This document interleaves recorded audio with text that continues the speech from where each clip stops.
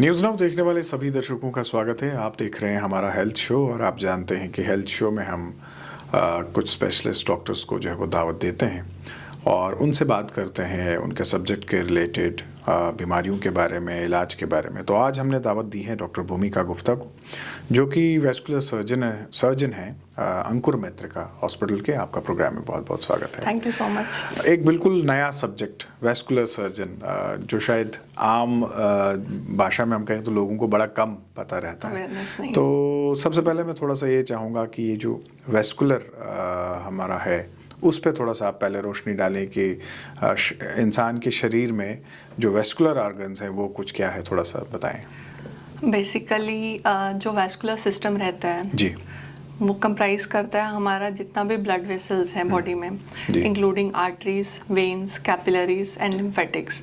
तो overall body में जितनी भी हमारी ये ब्लड सप्लाई की जो नसें हम बोलते हैं आम भाषा में, ये उनकी तरफ एक डायरेक्शन है। एक डिजीज़ जो वहाँ पे हमारे जो जिन ऑर्गन्स को हिट करते हैं, ये उसके लिए वैस्कुलर सर्जरी एक टर्म बनाया गया है जी। वैस्कुलर डिजीजेस एज सच अगर देखा जाए तो जम्मू कश्मीर प्रोविंस में वहाँ पे अवेयरनेस कम है। जब आप जम्मू कश्मीर के बाहर कदम रखते हैं तो अवेयरनेस भी बहुत है, पेशेंट्स की ट्रीटमेंट वाइज और पेशेंट की एजुकेशन वाइज बहुत ज़्यादा पता है। बट जैसे हम बॉर्डर क्रॉस करते हैं, जम्मू कश्मीर आते हैं, तो वो नॉलेज नहीं है, अवेयरनेस ही नहीं है। ऐसा नहीं है कि बीमारियाँ नहीं हैं, बीमारियाँ हैं, इलाज भी हैं, बट अवेयरनेस नहीं है और पेशेंट्स लेट स्टेज में आते हैं। हमारी जो वैस्कुलर डिजीजेस रहते हैं वो हमारा जो कार्डियक सिस्टम रहता है उससे जो हमारी मेन वेसल निकलती है जिसको आयोटा बोलते हैं, उसके फर्दर ब्रांचेस के ऊपर डिपेंडेंट होती है, उसके साथ लिंक्ड होती है। तो आयोटा से नीचे जो हमारी सप्लाई गर्दन के रास्ते दिमाग को, बाजुओं को, टांगों को, इनफैक्ट पेट और किडनी के जो जितने भी हमारे अंदर के ऑर्गन्स हैं उन सबको जो सप्लाई देती है, that is arterial system and venous system. तो हमारा जो vascular surgery and vascular disease रहता है वो सारा इसके ऊपर फोकस रहता है। डॉक्टर साहब, प्रोग्राम का मकसद भी हमारा यही है कि हम अवेयरनेस कर सकें और अब बिल्कुल ठीक कहा आपने कि बीमारियां हैं, लोगों को पता नहीं है। और दूसरा ये भी बड़ा अनफॉर्चुनेट होता है कि समटाइम्स लोगों को यही पता नहीं लगता है कि अगर प्रॉब्लम है तो किसके पास जाएं। जैसे हम देखते हैं कि फिजिशियन तो एक ब्रॉडर पर्सपेक्टिव दे देते हैं फिजिशियन का, ये बीमारी भी है तो फिजिशियन के पास चलें, हाइपरटेंशन है तो फिजिशियन के पास चलें, बुखार है तो फिजिशियन के पास चलें। लेकिन इसी तरह से जैसे आपका ये फील्ड है, ये एक डिफाइंड फील्ड है, अलग है, और वेसल्स के साथ, वेन्स के साथ जुड़ते हुई बहुत सारी ऐसी बीमारियां हैं। और आए दिन जहाँ तक मुझे समझ आ रही है तो कहीं ना कहीं जैसे जो कार्डियक डिसऑर्डर्स होते हैं, हाइपरटेंशन होती है, इसमें आपका एक बहुत बड़ा रोल है, क्योंकि ये जो स्टोरेज ऑफ फैट्स या कोलेस्ट्रॉल वगैरह की हम बात करेंगे तो ये वैस्कुलर डिजीज़ है, वेन्स के साथ जुड़ती हुई है। तो सबसे पहले मैं यही जानना चाहूँगा कि कॉमन डिजीज़ जो है वो क्या कुछ हैं वैस्कुलर सिस्टम में। वैस्कुलर जैसे आपने बोला, कोलेस्ट्रॉल है ना, ओबेसिटी, शुगर, बीपी, ये सिर्फ हार्ट की वेसल्स पे असर नहीं करती है। मैंने कहा वेसल सारी बॉडी की एक जैसी हैं, तो ये हार्ट के अलावा गर्दन की, बाजुओं की, टांगों की, पेट की सभी नसों पे असर करती हैं। मोस्ट कॉमन जो डिजीज, जिस टर्मिनोलॉजी के साथ हम चलते हैं, that is peripheral atherosclerotic disease. Cardiac disease is different, peripheral atherosclerotic disease is different. दोनों की जो एटियोलॉजी, जो हम आम भाषा में बोलते हैं, जो दोनों का कारण है वो सेम है, cholesterol, diabetes, sugar, smoking, plus एक एज फैक्टर होता है। जो हमारा पेरिफेरल डिजीजेस रहते हैं, जो एथेरोस्क्लेरोटिक डिजीज रहते हैं, इनका अगर हम वर्ल्ड वाइड इंसिडेंस लें तो it is around 15 to 20%, and about 40 to 45% जो 40 to 45 ईयर्स एज ग्रुप है उसमें ये स्टार्ट होना शुरू हो जाता है। मेजॉरिटी ऑफ पेशेंट्स उस एज ग्रुप में रिफ्लेक्ट होना शुरू हो जाते हैं, एंड अबव 70 ईयर्स में ये बीमारी मोर देन 25 to 30% लोगों में रहती है जी। पेरिफेरल आर्टीरियल डिजीज जो रहता है, हाथों को और पाँव को नुकसान देगा। हाथों की सप्लाई, नसों की सप्लाई जो टांगों तक जा रही है उसमें कोलेस्ट्रॉल जम जाएगा, कैल्शियम जम जाएगा। तो जो ब्लड सप्लाई नॉर्मली जानी चाहिए उतनी सप्लाई जाती नहीं है टिश्यूज में। मोस्ट कॉमन कंप्लेंट आएगी पेशेंट को, टांगों में दर्द है, टांगें ठंडी पड़ना शुरू हो गई हैं, टांगों के बाल खत्म हो गए हैं, नाखून टूटना शुरू हो गए हैं। धीरे धीरे वो जो दर्द है जो सिर्फ चलने पे आती थी, जिसको हम इंटरमिटेंट क्लॉडिकेशन कहते हैं, वो ऐसा रिफ्लेक्ट होगा कि आप आपको बैठे बैठे भी वो पेन होगी। जी। क्यों? क्योंकि जो आपकी मांसपेशियां हैं उन तक सप्लाई नहीं जाएगी, तो जो आपकी नर्वस सिस्टम के साथ जितनी भी ब्लड वेसल्स हैं उन सब पे असर होगा। तो धीरे धीरे जो चलने की दर्द है वो रेस्ट पे भी आ जाएगी। एंड स्टेज आती है गैंग्रीन। आमतौर पे आपने सुना होगा हिस्सा काला हो गया, जख्म हो गया, भर नहीं रहे। काला हिस्सा is not a good sign, that is last stage जिसको हम बोलते हैं क्रिटिकल लिम्ब इस्कीमिया। हमारे पास ज्यादातर पेशेंट उस स्टेज पे पहुंचते हैं जब उनका हिस्सा गल गया होता है, काला पड़ गया होता है, या किसी में तो ऑटो एम्पुटेट हो गया होता है जी। पाँव झड़ जाना, उंगलियां झड़ जाना, that is very late stage. Patients awareness नहीं है तो इसीलिए उस स्टेज पे आते हैं। रिस्क फैक्टर्स अगर हम बात करें तो वही है, कॉमन रहता है स्मोकिंग जी, तंबाकू, सिगरेट, गुटखा, जर्दा। इसके अलावा जो रिस्क फैक्टर्स आएंगे that is sugar, blood pressure, hypercholesterolaemia plus obesity. आजकल के दौर में obesity is one of the risk factors of all the disease. Obesity sugar के साथ, बीपी के साथ, कोलेस्ट्रॉल के साथ, ये सब आपस में तालमेल लिंक्ड है जी। तो अगर हम एक भी कोई फैक्टर इसमें से कम करना चाहते हैं तो मोस्ट कॉमनली हमें स्मोकिंग क्विट करनी चाहिए या ओबेसिटी पे कंट्रोल करना चाहिए, ताकि हमारी बाकी की बीमारी अपने आप कंट्रोल में आ जाए।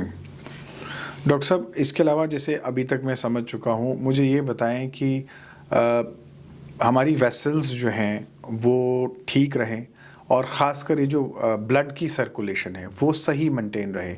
और ऐसे में अगर एक आम धारणा में हम देखें तो वो ये है कि जो साइज़ है वेसल्स का, वेन्स का, वो रिड्यूस हो जाता है अंदर से, इसलिए ब्लड का फ्लो जो है वो शायद तेज़ होता होगा या वो प्रॉपर नहीं होता होगा। तो सबसे बेहतर ये क्या रहेगा कि हम अपनी वेन्स और वेसल्स का जो है वो ख्याल रख सकें, वो किस तरह से होगा? जो पेरिफेरल डिजीज की मैं बात कर रही हूँ वो लिंक्ड है आर्टरीज के साथ, जो हार्ट से ब्लड लेके जाएगी जी। दूसरा होता है वीनस सिस्टम, जो कि हमारी टांगों, बाजू और से लेकर जाता है वापस हार्ट तक जी। ये इंटरलिंक्ड है। तो आर्टरीज का डिजीज पैथोलॉजी अलग रहेगा, उनका प्रोसेस अलग रहेगा, उनकी बीमारी का इलाज वो सब अलग रहेगा जी। वीनस सिस्टम जो है उसकी बीमारी की प्रेजेंटेशन, उन बीमारियों का तरीका, उन बीमारियों का इलाज, दोनों में बहुत फर्क है। दोनों अलग अलग चीजें हैं। अच्छा, जैसे आपने गैंग्रीन की बात की, बहुत कॉमन रहता है और हमने अक्सर ये देखा है कि लोग कहते हैं जख्म जो है वो ख़राब हो गया है, हील नहीं हो रहा है, बहुत ज़्यादा मेडिसिन्स भी खाई, एंटीबायोटिक भी खाए, ड्रेसिंग भी करवा रहे हैं। तो ये क्या इश्यूज़ रहते हैं? और अब हमने देखा है कि जम्मू कश्मीर में भी ये बहुत कॉमन हो गया है, इससे पहले नहीं था। बल्कि मैं आपको कहूँ कि पिछले लगभग 1.5-2 साल में मैंने बहुत सारे पेशेंट्स देखे जहाँ पे एम्पुटेशन वगैरह जो है वो कराना पड़ा। तो वो क्या रीज़न रहता है? कैल्शियम जम जाता है ना, एथेरोस्क्लेरोटिक प्लाक्स होते हैं, एक किस्म की चर्बी जम जाती है। नॉर्मली हमारी वेसल्स जो होती हैं बहुत सॉफ्ट, बहुत डेलिकेट होती हैं। विद एज और विद ये ऑल कोमॉर्बिड फैक्टर्स उनके अंदर ऐसे प्लाक्स बन जाते हैं जिसकी वजह से उनकी जो सप्लाई है उसमें रुकावट आती है। हमारे हाथों की उंगलियां और हमारे पाँव, टोज जो बोलते हैं, उनमें एंड आर्टरीज होती हैं, मतलब वो लास्ट में और फाइन आर्टरीज रहती हैं। प्रोग्रेशन एक जैसा होता है, जस्ट बिकॉज पाँव पे हमें खड़े रहना है, चलना है, फिरना है, तो हमारी जो तकलीफें हैं पाँव पे ज़्यादा जल्दी रिफ्लेक्ट होंगी जी। दूसरा जो खून का दौरा है जो हमारे ये टोस तक नहीं जा पाता है, उसकी वजह से अगर हमें कोई भी मामूली सी भी चोट लगती है, जख्म लगती है, तो जख्म बन जाएंगे। हर जख्म के लिए ये ओवरऑल बॉडी का है फिनोमेना। कोई भी जख्म है आपका, उसको ब्लड सप्लाई चाहिए, क्योंकि ब्लड के थ्रू ऐसे हमारी सीरम जो ब्लड के अंदर प्लाज्मा और जो ब्लड एज सच है उसके अंदर ऐसे फैक्टर्स होते हैं जो हीलिंग में हेल्प करते हैं। तो जब आपका वो जो हीलिंग पार्ट है ब्लड सर्कुलेशन की वजह से हैम्पर हो रहा है तो वो जख्म भरेंगे नहीं, और जब तक वो ब्लड सप्लाई रिस्टोर नहीं होगी वो हिस्सा डेड ही रहेगा और प्रोग्रेस करता जाएगा। प्लेटलेट एग्रीगेशन करके एक टर्म होती है, स्टैकिंग होती है। जब क्लॉट्स बनना शुरू हो जाते हैं तो हमारी आर्टरीज में प्लेटलेट्स जो रहते हैं वो मेजर रोल निभाते हैं। उसकी वजह से क्लॉट एक के ऊपर एक चिपक के मैग्नेट की तरह एक्ट करते हैं। तो जो सप्लाई थोड़ी बहुत भी जारी होती है over a period of time without medication and without intervention, वो ब्लड सप्लाई और डैमेज होती है, टिश्यू लॉस और हो जाता है। तो आजकल की लेटेस्ट टेक्नोलॉजीज के हिसाब से खाली ड्रेसिंग्स वगैरह से उनसे फ़र्क नहीं पड़ेगा, क्योंकि मेन हमारा एम रहता है कि जख्म को ब्लड सप्लाई जाए। नॉर्मल देसी भाषा में बोलते हैं खून का दौरा कम हो गया, वो खून का दौरा इस्टेब्लिश करना है। अगर आप आमतौर पे घर पे भी देखते हैं, कहीं पे पाइप में अगर कोई कचरा फंस जाता है तो नलके में पानी नहीं आता, प्रॉब्लम होती है ना। उसी हिसाब से बॉडी का सिस्टम है। तो अगर आपकी मेन ब्लड वेसल्स जो हैं, जो आर्टरीज हैं, उसमें अगर हमारा कोलेस्ट्रॉल या प्लाक्स जम गए हैं जिसकी वजह से ब्लड सप्लाई नहीं जा रहा है, तो हमें वो जो ब्लॉकेज है वो रिमूव करनी है जी। ये सिर्फ मेडिसिन से नहीं होगा, मेडिसिन का अलग रोल रहता है। मेडिसिन रहेंगे आपके कि हाँ आपको मामूली शिकायत है, ब्लॉकेज ज्यादा नहीं है, मेडिसिन आपको सप्लीमेंट करेंगे, खून सप्लाई बढ़ाएंगी। प्रॉपर इंटरवेंशंस रहते हैं, जैसे आजकल हार्ट की एंजियोप्लास्टीज रहती हैं, वैसे ही टांगों की और बाजू की भी एंजियोप्लास्टीज रहती हैं, स्टेंटिंग रहती है। अगर वो सब फिजिबल ऑप्शंस नहीं होते हैं तो उसके अलावा बाईपास ग्राफ्ट्स होते हैं, जिसमें हम आर्टिफिशियल पाइप्स का यूज लेते हैं। जैसे आपको मैंने बताया ना, बिल्डिंग में पाइप खराब हो गया है तो आप नया चैनल बनाते हैं, उसी तरीके से बाईपास ग्राफ्ट्स रहते हैं जो कि नॉर्मल हेल्दी सेगमेंट से हम उठाते हैं, और जो डिजीज सेगमेंट है जिसके बाद अच्छा चैनल है तो वो हम जंप ग्राफ्ट्स करते हैं, उनको बाईपास ग्राफ्ट्स कहते हैं जी। तीसरी टेक्नोलॉजी आजकल जो कि डेली साइड में या अब्रॉड में है, उसमें हम लिथोट्रिप्सी कहते हैं। उसमें हम एक किस्म की जैसे ड्रिल करते हैं तो कैल्शियम वगैरह जो है वो सारा प्लाक निकाला जाता है। उनका इंफ्रास्ट्रक्चर अलग रहता है, कॉस्ट वैल्यू अलग रहती है, और वो हर किसी में एप्लीकेबल नहीं होता है। वो बहुत ही लेटेस्ट और एडवांस टेक्नोलॉजीज है। मेजॉरिटी ऑफ चंक जो है वो निकल जाता है आजकल एंजियोप्लास्टी से, स्टेंटिंग से, प्लस ग्राफ्टिंग से। साथ के साथ जो डेड टिश्यूज है हमारे, जो भी गैंग्रीनस पार्ट है, उसकी साफ सफाई करानी चाहिए। ज्यादातर जैसे कि आपने बोला आजकल गैंग्रीन बहुत ज्यादा कॉमन हो गया है, पेशेंट अवेयरनेस नहीं है, एंड ऑल्सो डॉक्टर्स का भी थोड़ा सा नेग्लिजेंट रहता है। कोई पल्स पे हाथ नहीं रखेगा, कोई देखेगा नहीं सप्लाई कैसी है कैसी नहीं जी। इनकेस ब्लड सप्लाई अच्छी है तो खाली डिब्राइडमेंट या एम्पुटेशन करके वो जख्म भरे जा सकते हैं, बट अगर खून का दौरा नहीं है तो ये सबसे रिक्वेस्ट है जनरल पॉपुलेशन को अवेयरनेस करना। एक गवर्नमेंट का भी है पार्ट, एक डॉक्टर का भी पार्ट है कि उनको पता होना चाहिए कि आपको किस डॉक्टर के पास जाना है। तो अगर आपके जख्म 3 महीने से ज्यादा के हैं, नहीं भर रहे हैं, तो एटलीस्ट आपको एक वैस्कुलर सर्जन उनके पास जाना चाहिए। अगर आपके पास वो अप्रोच नहीं है तो एटलीस्ट जनरल फिजिशियन के पास जाएं, ताकि वो आपको बेटर गाइड कर सके। अवेयरनेस जो है ना वो लैकिंग है। अब डॉक्टर साहब सवाल ये उठता है कि हमारे पास अंकुर मैत्रिका हॉस्पिटल में क्या कुछ अवेलेबल है, जिन फैसिलिटीज़ का आपने जिक्र किया, जैसे आपने एंजियोप्लास्टी का जिक्र किया, आपने कहा आजकल ग्राफ्ट्स वगैरह लगते हैं, या बाकी जो प्रोसीजर्स हैं, तो क्या ये हमारे पास यहाँ अवेलेबल हैं? First of all Ankur hospital, doctor Wakhlu का बहुत बड़ा थैंक्स है कि उन्होंने हम लोगों को इस लायक समझा कि हम सोसाइटी को सेवा दे सकें जी।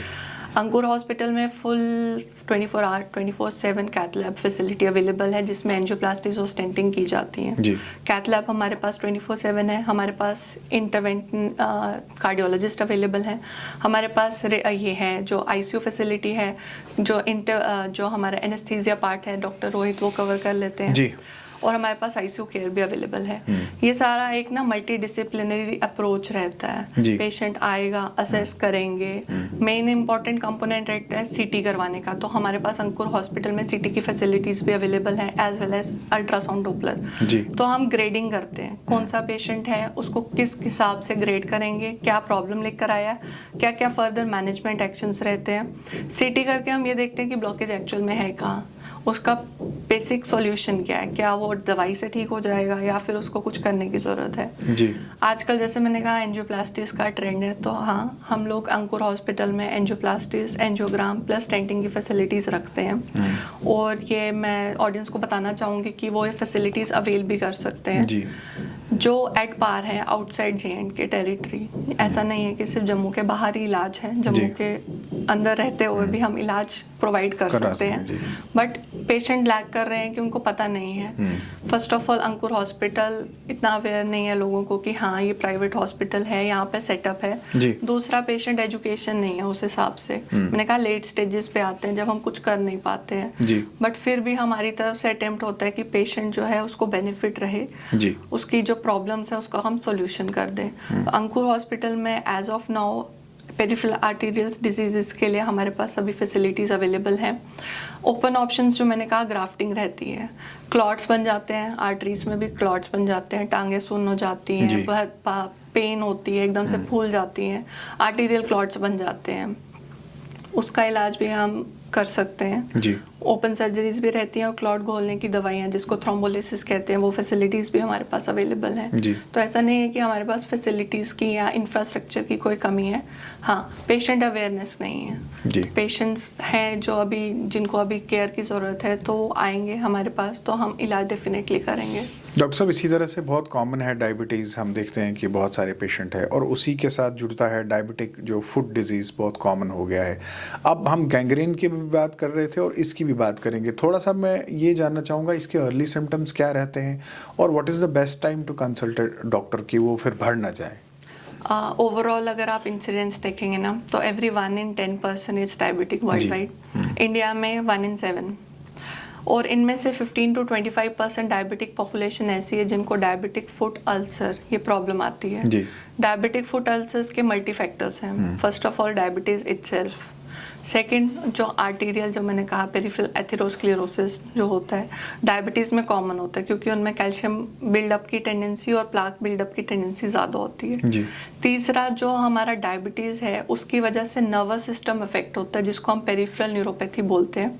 जैसे बिल्डिंग में करंट सिस्टम रहता है वैसा बॉडी का करंट सिस्टम रहता है, उस पर असर करता है। हाथों पे और पाँव पे कॉमनली इफेक्ट करा जाता है पेरिफेरल न्यूरोपैथी की वजह से।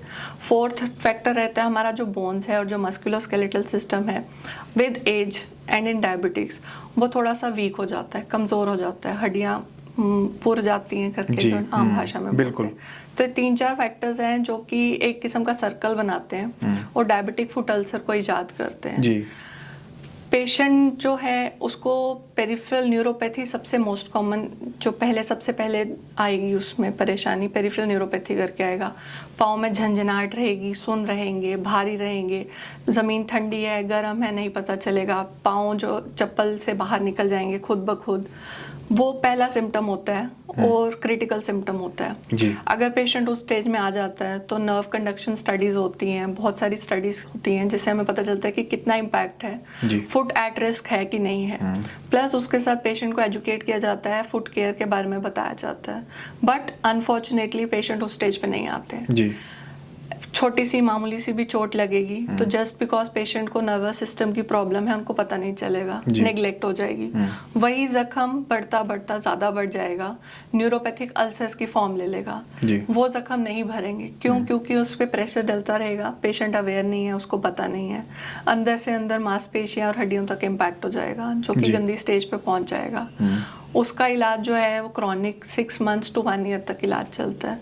तीसरा, उंगली काली पड़ सकती है। कोई भी ज़्यादातर पेशेंट्स आते हैं नाखून कट किया था जी उंगली काली पड़ गई, वो इसीलिए काली पड़ी कि एथेरोस्क्लेरोसिस था, नसें जो हैं वो ब्लड सप्लाई दे नहीं रही हैं, उन्होंने नेग्लेक्ट किया है, जख्म बन गए हैं, जख्म हील नहीं किए हैं, और जैसे मैंने कहा कि स्टैकिंग हो जाती है, हमारी जो प्लेटलेट्स हैं एक के ऊपर एक चिपकते हैं, क्लॉट बन जाता है, पूरी की पूरी सप्लाई खत्म हो जाती है।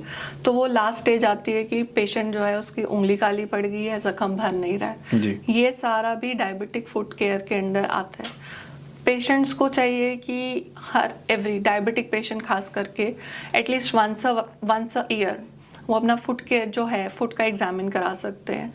अगर तो आप वैस्कुलर सर्जन्स के पास आते हैं जैसे कि हम लोग के पास आते हैं तो वेरियस मेथड्स रहते हैं जिससे हम आर्टीरियल सप्लाई असेस करते हैं, नर्वस सिस्टम उनका असेस करते हैं, प्लस उनका बोन्स का जो है और मस्कुलोस्केलेटल है वो सारा सिस्टम असेस किया जाता है। प्रेशर अल्सर्स बनने की टेंडेंसी है कि नहीं है, फुट प्रेशर मैट्स होती है, उस पर पता चल सकता है कि कितना इम्पैक्ट है कितना नहीं। वो सारा अवेयरनेस तभी होगा जब पेशेंट आएगा आपके पास, आप पेशेंट को एजुकेट कर पाएंगे।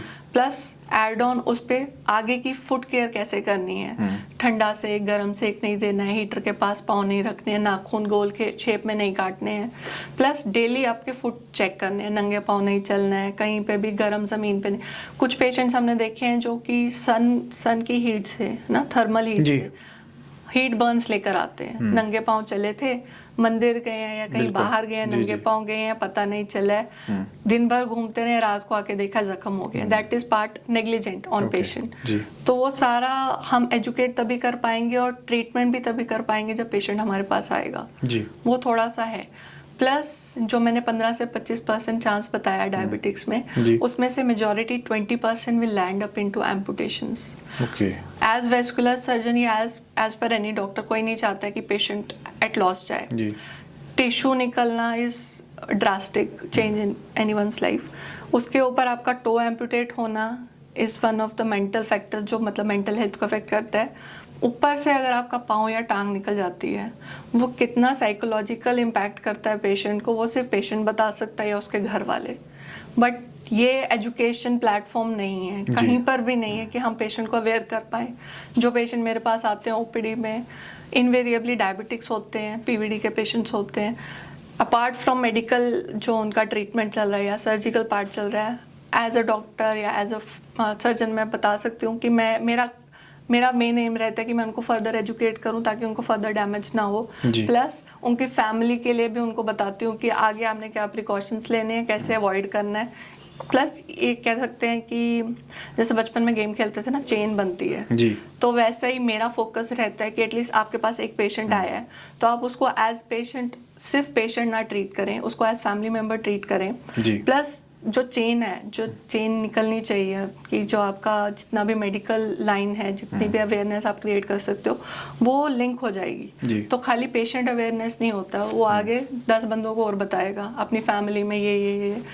हमारा एम रहता है एजुकेट करना। जो पेशेंट है वो फर्दर एजुकेट करेगा। वो तभी हो पाएगा कि जब वो प्रायोरिटी हमारे पास आएगा, हम उसको कुछ बता पाएंगे, उसकी हेल्प कर पाएंगे, ताकि वो फर्दर डैमेज है जो उसकी फैमिली में होने वाला है उसको रोक सके। तो पेशेंट एजुकेशन, मैं बार बार उसी पे फोकस करूंगी कि पेशेंट एजुकेशन जो है that is lacking specially in JNK। और वो हम आपके माध्यम से या न्यूज़पेपर्स के, आजकल मोबाइल, इंटरनेट, बहुत सारी फैसिलिटीज हैं, उसके थ्रू हम अवेयर करना चाहते हैं ताकि इंफ्रास्ट्रक्चर जो है ना हेल्थ का, that is very limited. Indian population के हिसाब से जो इंडियन हेल्थ इंफ्रास्ट्रक्चर है वो बहुत कम है। कॉरपोरेट्स में, प्राइवेट्स में, स्पेशली मेट्रो सिटीज में जो ट्रीटमेंट फैसिलिटीज मिलती है वो जम्मू कश्मीर में नहीं मिल सकती, मैं मानती हूँ। बट जितनी फैसिलिटी हम लोग दे सकते हैं, लोग वो आकर भी अगर हमसे लेना चाहेंगे तो मोर देन वेलकम। जी डॉक्टर साहब, बिल्कुल आखिर में हम देखते हैं कि किडनी डिसऑर्डर्स भी बहुत कॉमन है और ऐसे में डायलिसिस के पेशेंट्स होते हैं। डायलिसिस के लिए वो जो फिस्टुलास वगैरह जो है वो लगाए जाते हैं, वो भी बहुत सेंसिटिव होता है, बहुत इंपॉर्टेंट होता है और हमने अक्सर देखा है कि बहुत सारे केसेस में वो फेलियर हो जाता है। तो उसके लिए क्या कुछ है, थोड़ा सा अगर आप बता सकें। किडनी डिजीज़, फिर से मैं वर्ल्ड वाइड पॉपुलेशन लेके चलती हूँ। किडनी डिजीज़ अराउंड 15-20% है ओवरऑल। ज़्यादातर पेशेंट जो है डायलिसिस डिपेंडेंट हो जाते हैं। Over a period of time आपका मेडिसिन से बेनिफिट नहीं होगा तो डायलिसिस डिपेंडेंट हो जाएंगे। डायलिसिस के भी बहुत सारे तरीके होते हैं। आर्टिफिशियल पाइप्स डाली जाती हैं, कैथेटर्स बोलते हैं, उसमें भी वेरियस टाइप्स हैं। प्लस नेचुरल जो हमारा कंड्यूट रहता है, जो वेन्स होती हैं, उनकी सर्जरीज रहती हैं जिसको AV फिस्टुलास बोलते हैं। एक वो प्रोसेस है। अगर किसी में वेनस सिस्टम अच्छा नहीं है, मान लो फिस्टुलास नहीं बना सकते हैं, तो उसमें हम AV ग्राफ्ट्स डालते हैं। आर्टेरियोवेनस ग्राफ्ट्स होते हैं, जैसे मैंने पहले बताया बाईपास करते हैं, ग्राफ्ट करते हैं आर्टिफिशियल पाइप, वैसे आर्टिफिशियल पाइप्स डाली जाती हैं। मेन एम रहता है कि हमारे को मशीन के साथ कनेक्ट होना है। फिस्टुलास का भी मैकेनिज्म ये है कि हमारी नसें मोटी हों ताकि जो सुइयाँ मशीन के साथ जो पाइप्स लगनी चाहिए उसमें वैसा प्रेशर बिल्डअप हो जाए कि हमारा जो है डायलिसिस आसानी से हो जाए। फिस्टुला जो है एक किस्म का प्रोसीजर रहता है, ज़्यादातर हम लोकल एनेस्थीसियाज में करते हैं, हाथ पे बनाया जाता है। 1.5 घंटे का प्रोसीजर है। OPD बेस्ड रहेगा, पेशेंट आएगा, डिस्चार्ज होके चला जाएगा, सेम डे छुट्टी। 6 हफ्ते लगते हैं इस प्रोसीजर को। 6 वीक्स के अंदर का जो फिस्टुला मैच्योरिटी रेट 10-20% चांस है, जैसे हमने कहा फिस्टुला फेलियर का, तो ग्लोबली 10-20% उसका फेलियर रिस्क रहता है। That can be technical, that can be genetic, any cause, उसका कोई पिन पॉइंट कारण नहीं है। हर सर्जन का एम रहता है कि बेस्ट रिजल्ट्स दिए जाएं। हम लोगों का एम रहता है कि फर्स्ट अटेम्प्ट किया है तो पेशेंट को एटलीस्ट कुछ साल ये फिस्टुला जो है चला के अपनी लाइफ प्रोलॉन्ग कर ले। दूसरा रहता है जो एवी ग्राफ्ट्स हैं, उसमें तो हार्डली 1.5-2 घंटे का प्रोसीजर है, वो भी हम लोकल एनेस्थीसिया में करते हैं। 2 जगह से पंक्चर करके पाइप डाली जाती है जी। उसका एडवांटेज ये है कि उसमें 6 हफ्ते वेट नहीं करना पड़ता। उसमें आप 24 से 48 घंटे तक वो स्टार्ट कर सकते हैं, मैक्सिमम 1 वीक का वेटिंग पीरियड ले सकते हैं। जो ये 6 वीक्स का गैप रहता है, ये अगर डायलिसिस की ज़रूरत पड़ती है पेशेंट को, तो गर्दन के रास्ते ज़्यादातर देखा होगा लोगों ने, गर्दन में पट्टियाँ की होती हैं। 2 किस्म के कैथेटर्स आते हैं, एक टेम्परेरी डायलिसिस लाइन और एक परमानेंट पर्माकैथ्स होते हैं। बेटर रहता है पर्माकैथ, बट जस्ट बिकॉज फाइनेंशियल थोड़ा रिस्ट्रेंट आता है, तो स्टार्ट में अगर पेशेंट ने फिस्टुला बना लिया है लेकिन उसको थोड़ा सा टाइम पीरियड चाहिए, तो वो डायलिसिस लाइंस पे निकल जाता है। पर्माकैथ्स उन पेशेंट्स के लिए जिन पे डायलिसिस एक्सेस प्रॉब्लम आ रही है या बार बार फेल हो गए हैं, कुछ इनहेरेंट उनमें ब्लड की ऐसी प्रॉब्लम है कि फिस्टुला सक्सेसफुल नहीं हो पा रहे, उनमें हम पर्माकैथ्स पे जाते हैं जी। बात करें अगर फिस्टुलास की, तो फिस्टुलास के भी अलग अलग कॉम्प्लिकेशंस रेट्स होते हैं। Failure one of the reason कि फिस्टुला चला ही नहीं, ऑन टेबल पता चल जाता है। फिस्टुला एक ऐसा प्रोसीजर है जिसके रिजल्ट्स आपको ऑन टेबल मिल जाएंगे कि चलता है कि नहीं चलता है। फर्दर उसकी लाइफ कितनी है ये किसी भी मेडिकल बुक में नहीं है, किसी भी इंटरनेट में नहीं आप देख सकते। अदर देन फेलियर रेट्स, उसमें इन्फेक्शन हो सकती है, ब्लीडिंग हो सकती है, बंद हो सकता है over a period of time, कुछ हफ्ते चला जी बंद हो गया। तो हमारे पास अंकुर हॉस्पिटल में हम लोग फैसिलिटी है, हमारे पास फिस्टुलोप्लास्टी बोलते हैं, जिसमें हम सुई के रास्ते फिस्टुला को पंक्चर करते हैं, और जहाँ पे भी तंगी है या रुकावट है, ज़्यादातर रुकावट होती है वीनस सिस्टम में, कहीं पे कुछ छोटी सी तंगी आई होती है जिसकी वजह से फिस्टुला बंद हो जाता है, तो हम बैलून्स के थ्रू ओपन अप करते हैं और फिस्टुला की जो लाइफ है तो उसको प्रोलॉन्ग कर देते हैं। तो वो फैसिलिटी भी हमारे पास अंकुर हॉस्पिटल में इस वक्त अवेलेबल है। डायलिसिस रिलेटेड सारी हमारे डॉक्टर दीपक पठानिया सर हेड कर रहे हैं नेफ्रोलॉजी डिपार्टमेंट। डायलिसिस यूनिट बहुत अच्छा है और डायलिसिस टीम बहुत अच्छी है जो उनकी है। हमारे जो फिस्टुलास हैं बहुत अच्छे निकल रहे हैं, सर्जिकल एस्पेक्ट भी उनका और जो मेंटेनेंस लेवल है वो भी अच्छा जा रहा है। एज एंड व्हेन कोई भी प्रॉब्लम होती है तो हम 24/7 अवेलेबल हैं, और जितना बेस्ट पॉसिबल होता है पेशेंट को एज अ पेशेंट और जो प्रोलॉन्ग करे उसकी लाइफ, वो हम बेस्ट पॉसिबल ट्रीटमेंट पेशेंट को अवेल करवाते हैं अंकुर हॉस्पिटल में। डॉक्टर साहब आपने समय दिया, और ख़ासकर वेस्कुलर जो सिस्टम है इंसान के शरीर का, उसके बारे में जो आपने हमें इन्फॉर्मेशन दी, हमारे व्यूअर्स को इन्फॉर्मेशन दी, आपका बहुत बहुत धन्यवाद। Thank you so much. तो ये थी डॉक्टर भूमिका गुप्ता जो कि वेस्कुलर सर्जन हैं, और आपने प्रोग्राम में जो है वो सुना कि हमने वेस्कुलर डिसऑर्डर्स पे बात की, हमने कॉमन डिजीज़ की बात की, और यकीनन ये सब्जेक्ट बिल्कुल नया है, लेकिन मैं ये कहूँगा कि लोगों के जीवन के लिए ये नया नहीं है, क्योंकि अगर हम अपने इर्द गिर्द देखें तो बहुत सारे ऐसे डिसऑर्डर्स हैं जो सीधा सीधा वेस्कुलर डिसऑर्डर्स के साथ जुड़ते हैं। तो अगर आपको भी लगता है या आपके अड़ोस पड़ोस में या घर में कोई भी ऐसा है जिसको वेस्कुलर डिसऑर्डर है, तो आप जो है वो डॉक्टर भूमिका से जो है वो रब्ता कर सकते हैं। ये आपको अंकुर मैत्रिका हॉस्पिटल में जो है वो मिलेंगी, और वहाँ पे आपके सभी जो डिसऑर्डर्स हैं, जो वेस्कुलर डिसऑर्डर्स के साथ जुड़ते हैं, उनका ख्याल जो है वो रखा जाएगा। आज के प्रोग्राम में बस इतना ही, इजाज़त दीजिए। आदाब।